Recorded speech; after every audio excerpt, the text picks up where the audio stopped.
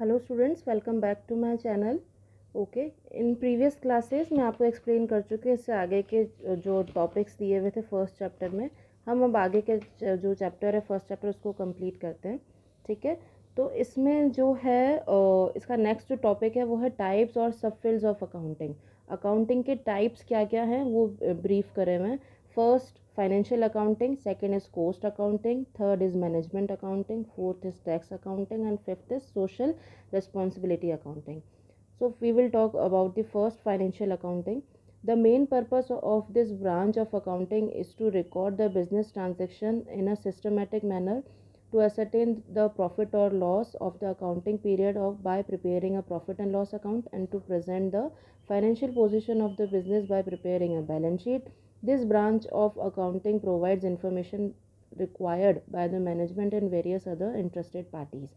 Basically financial accounting के नाम से ही हम समझ सकते हैं कि इससे क्या है, हम बिज़नेस की फाइनेंशियल पोजीशन जो होती है उसे रिकॉग्नाइज करते हैं। ठीक है, इसमें हम रिकॉर्ड्स करते हैं ट्रांजैक्शन है सिस्टमेटिक मैनर में, मनी के टर्म में, फिर उसे profit and loss on balance sheet के थ्रू हम जो फाइनेंशियल पोजीशन है वो रिकॉग्नाइज करते हैं। तो ये सारा प्रोसेस किस में आता है? फाइनेंशियल अकाउंटिंग में।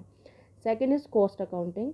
The main purpose of cost accounting is to ascertain the total cost and per unit cost of goods produced and services rendered by a business. इसमें क्या करते हैं हम? टोटल कॉस्ट क्या हो रही है उसको रिकॉग्नाइज करते हैं, पर यूनिट कॉस्ट क्या हो रही है उसे भी रिकॉग्नाइज करते हैं, है ना। जो हम गुड प्रोड्यूस कर रहे हैं या सर्विसेज जो हम दे रहे हैं वो उनके लिए जो पर यूनिट कॉस्ट आ रही है और जो टोटल कॉस्ट आ रही है वो किसके थ्रू हम अकाउंटिंग करते हैं? कॉस्ट अकाउंटिंग के through. It also estimates the cost in advance and helps the management in exercising strict control over cost. हम क्या कर सकते हैं? एडवांस में भी यहाँ पे हम रिकॉग्नाइज कर सकते हैं कि अच्छा इस प्रोडक्ट में हमारी इतनी कॉस्ट आ रही है और आगे फ्यूचर में इतनी आने वाली है, तो ये हमारे लिए काफ़ी हेल्पफुल होता है. Third is management accounting. The main purpose of management accounting is to present the accounting information in such a way as to assist the management in planning and controlling the operation of a business. Business का main जो operation planning and controlling होता है, ठीक है, उसी के through हम business को प्रॉफिट एंड लॉस में कंसिडर कर सकते हैं आगे. तो अगर हम आगे प्रॉफिट अच्छा अर्न करना चाहते हैं तो हमारे बिजनेस का प्लानिंग एंड कंट्रोलिंग क्या होता है? पावरफुल होना चाहिए, मैनेजमेंट प्रॉपर होना चाहिए, उसके लिए हमें इसकी रिक्वायरमेंट होती है.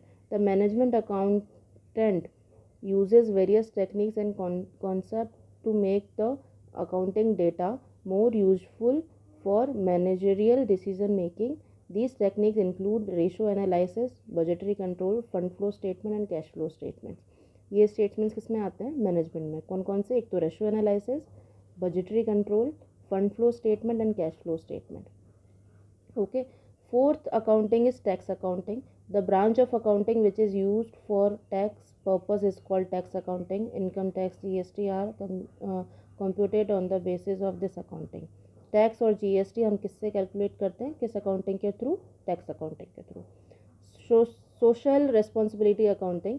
The society provides the infrastructure and the facilities without which business cannot operate at all. Hence, the business also has a responsibility to the society. There is a growing demand for report on activities which reflect the contribution of an enterprise to the society. Social responsibility accounting is the process of identifying, measuring, communicating the contribution of the business to the society. जो काम हम financial accounting में कर रहे थे ना, वही हम इसमें करते हैं, बट इसमें कौन करते हैं?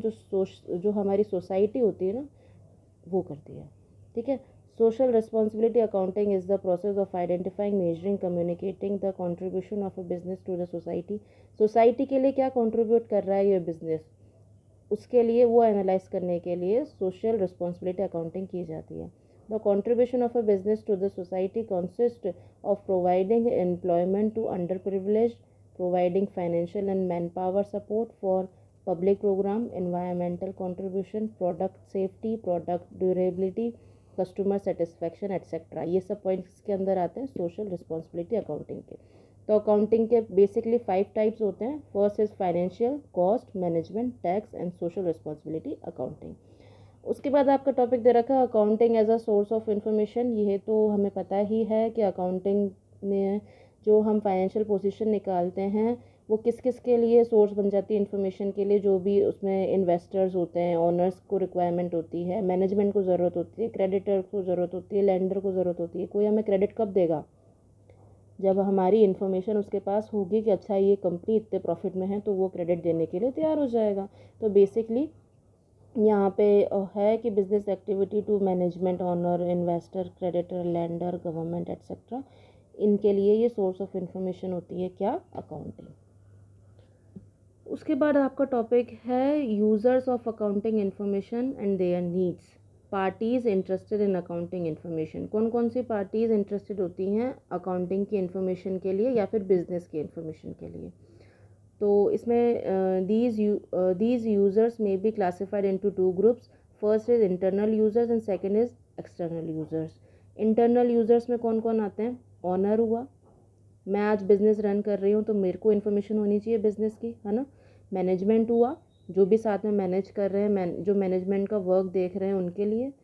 और एक्सटर्नल यूजेस में क्या क्या आते हैं वो भी हम आगे पढ़ेंगे। तो इंटरनल में तो दो ही हुए। इंटरनल में कौन कौन हुए? Honours and management. इन दो को रिक्वायरमेंट होती है किसकी? अकाउंटिंग की इन्फॉर्मेशन, जिनको पता होनी चाहिए।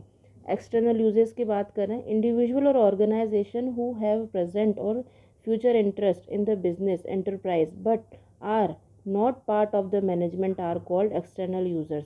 ठीक है, जो कि हमारे बिजनेस का पार्ट नहीं है पर वो हमारे बिजनेस में इन फ्यूचर इन्वेस्ट करना चाहते हैं या फिर इंटरेस्टेड हैं, तो उनको क्या होता है, उन्हें हम एक्सटर्नल यूजर्स कहते हैं। वो इंडिविजुअल भी हो सकते हैं और एक कोई ऑर्गेनाइजेशन भी हो सकती है ना।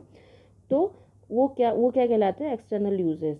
दे have to access to the internal और unpublished reports of the enterprise और hence make use of external और published reports such as profit and loss account, balance sheet and cash flow statement.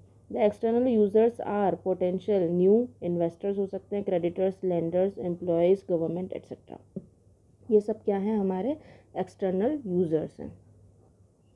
ठीक है, तो क्या होता है कि एक्सटर्नल यूज़र्स कौन होते हैं? जो कि हमारी कंपनी में इंटरेस्टेड हैं आगे इन्वेस्ट करने के लिए। जब वो इंडिविजुअल भी हो सकते हैं या एक ऑर्गेनाइजेशन भी हो सकता है। ठीक है, वो हमारे कंपनी में आगे इन्वेस्ट करने के लिए इंटरेस्टेड हैं, तो उनको क्या होगा? अकाउंटिंग की इन्फॉर्मेशन होनी चाहिए। इसलिए हम हमारी जो इन्फॉर्मेशन है वो कम्युनिकेट करते हैं किनको? एक्सटर्नल यूज़र्स को भी। ठीक है।